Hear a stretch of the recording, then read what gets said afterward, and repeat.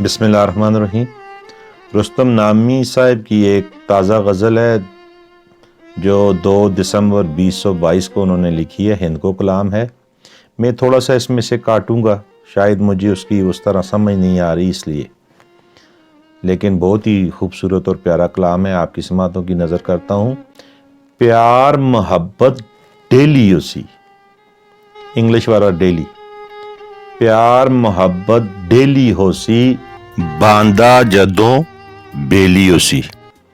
साढ़े जोगा शेरे ओते, साढ़े जोगा शेरे ओते, लोकां अगे ले ली उसी। साढ़े जोगा शेरे ओते, लोकां अगे ले ली उसी। मोटर कारां ते नहीं फिरदा, मोटर कारां ते नहीं फिरदा, जरनल कोल ते हेली उसी। मोटर कारां ते नहीं फिरदा, जरनल कोल ते हेली उसी। मैं ते एक छपरे बिच रहिंदा, तेरी यार हवेली उसी। मैं ते एक छपरे बिच रहिंदा, तेरी यार हवेली उसी।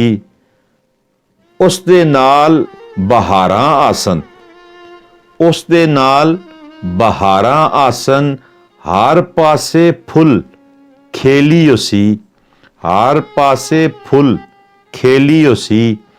दोआं दे बिच फर्क जरा नहीं, दोआं दे बिच फर्क जरा नहीं, गम खुशियां नाल टेली उसी।